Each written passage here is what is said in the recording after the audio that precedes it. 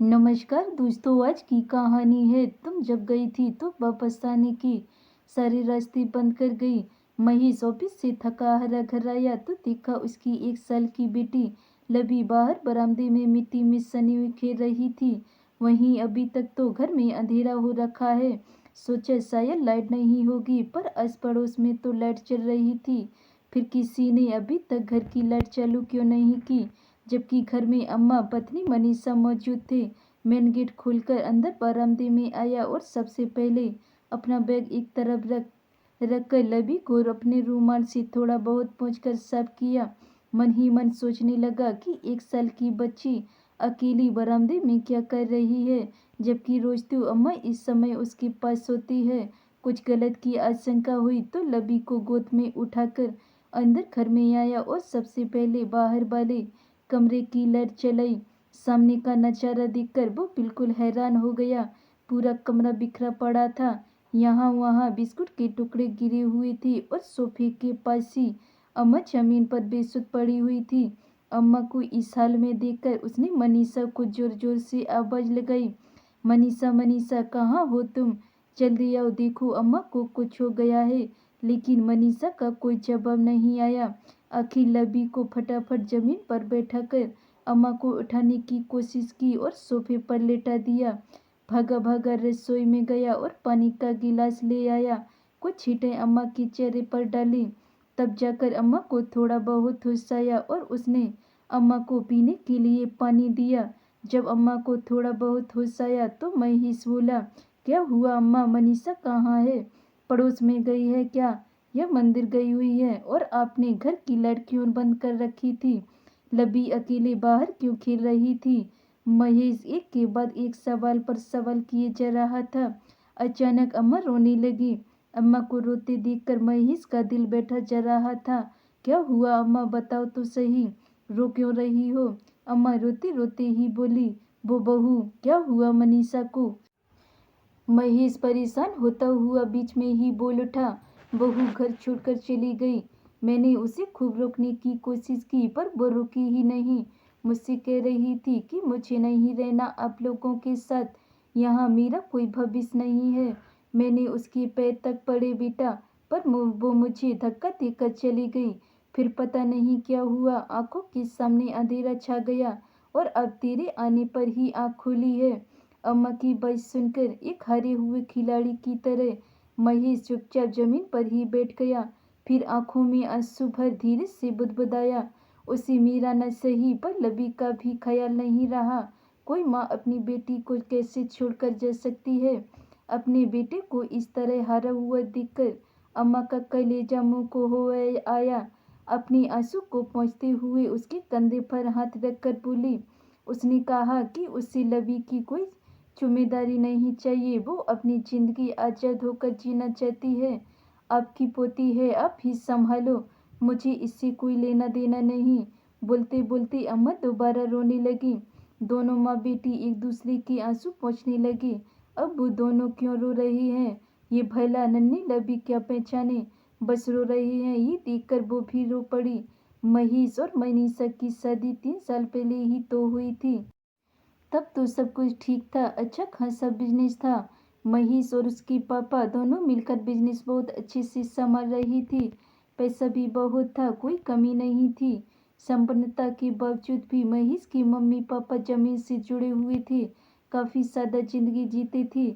मनीषा एक मध्यम वर्गीय परिवार से थी। मनीषा की शादी महेश के साथ उसकी बुआ ने कराई थी।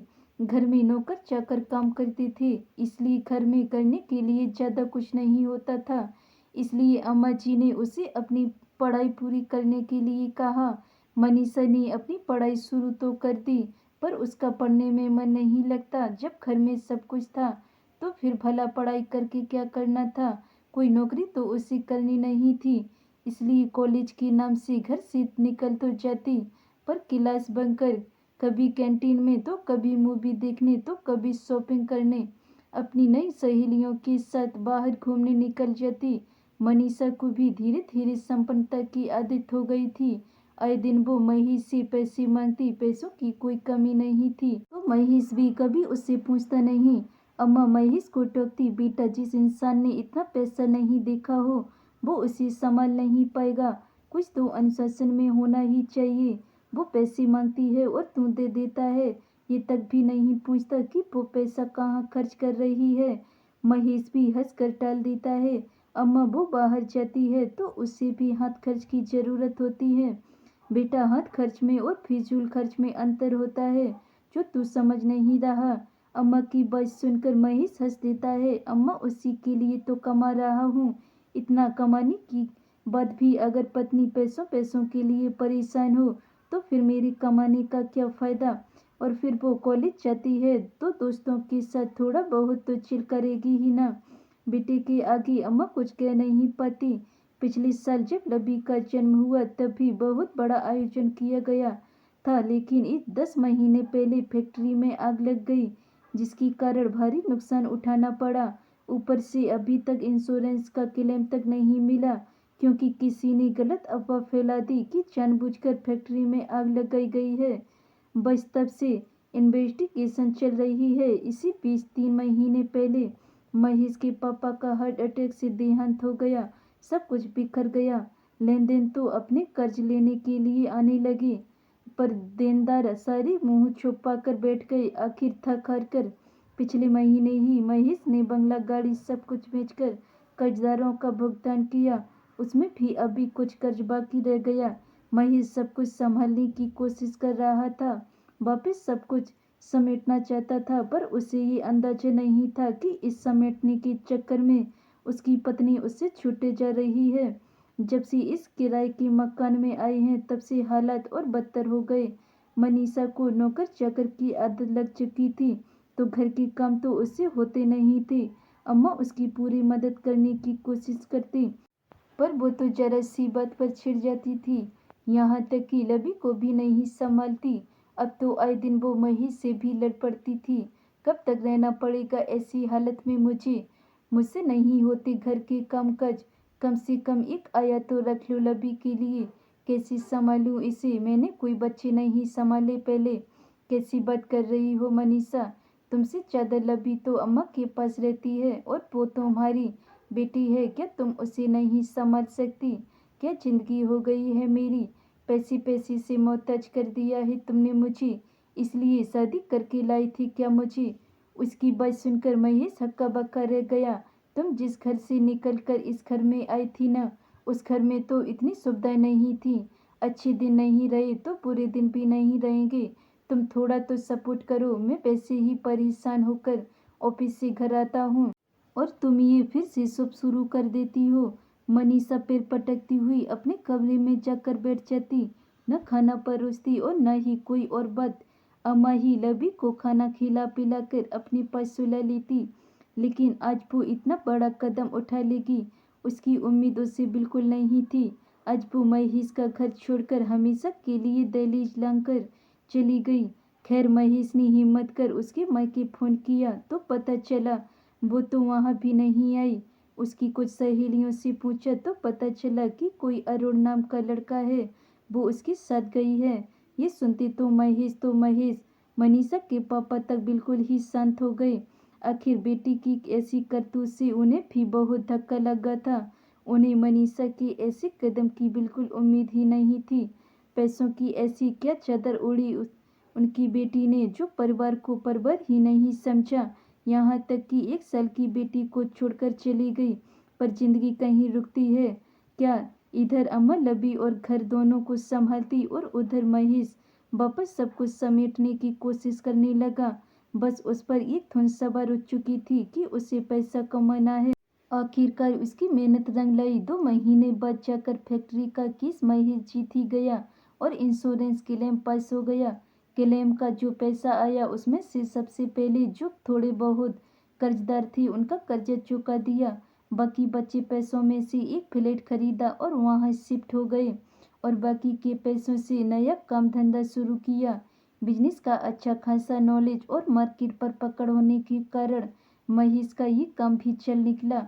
धीरे धीरे वो तरक्की कर ही रहा था कि एक दिन अचानक मनीषा लौट कर आ गई। उसे अचानक देखकर महेश हैरान रह गया आखिर 6 महीने बाद ही लौट कर आने का अब क्या तुक था। मनीषा अब उससे माफ़ी मांगते हुए दोबारा उसकी ज़िंदगी में अपनी जगह चाहती थी, लेकिन महेश ने उसे अपनाने से इनकार कर दिया। इस पर मनीषा ने अपने माता पिता को महेश के घर ही बुला लिया।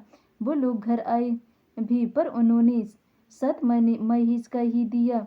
पर मैं अब जाऊंगी कहाँ, मेरे पास तो कुछ भी नहीं है। अरुण ने भी मुझे साथ रखने से इनकार कर दिया, और फिर मैं लवी की माँ हूँ, उस पर मेरा हक है। मनीषा अचानक लवी पर हक जताते हुए बोली, लेकिन लवी तो अपने आप उसे छुड़ाने की कोशिश करने लगी। भला 1.5 साल की बच्ची उसे कैसे पहचानेगी। अपने आप को छुड़ाने की नाकाम कोशिश करती हुई लवी रोने लगी। यही देखकर महेश बोला, तुम और लवी की माँ, माफ़ करना, तुम्हें तो पता ही नहीं है बच्चे कैसे पाले जाते हैं। वो बच्ची तक खुद को तुमसे छुड़ा रही है। कभी गोद में प्यार से लिया भी था उसे। जिस रास्ते आई हो उसी रास्ते से चली जाओ। तुम्हारा इस घर पर अब कोई हक नहीं है, और ना ही हमारी जिंदगी में तुम्हारा कोई लेना देना। मनीषा ने बड़ी उम्मीद के साथ अपने पापा मम्मी की तरफ देखा, लेकिन इस बार उसके पापा बोले, हमसे कोई उम्मीद मत करना। ये तो तुम्हें पहले सोचना चाहिए था।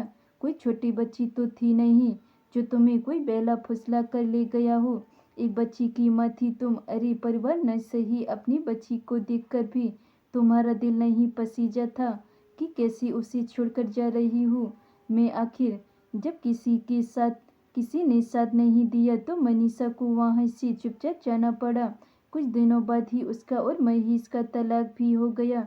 मनीषा जहाँ कोई छोटी मोटी नौकरी कर अपना गुजारा जैसे तैसे करती है, वहीं महेश अब अपनी अम्मा और अपनी बेटी के साथ खुश है। धन्यवाद दोस्तों। अगर ये मेरी कहानी आपको पसंद आई हो तो वीडियो को लाइक कमेंट शेयर ज़रूर करें। अगर चैनल पे नए हैं तो चैनल को सब्सक्राइब करें। मिलते हैं ऐसी और नई कहानियों के साथ, तब तक के लिए बाय बाय।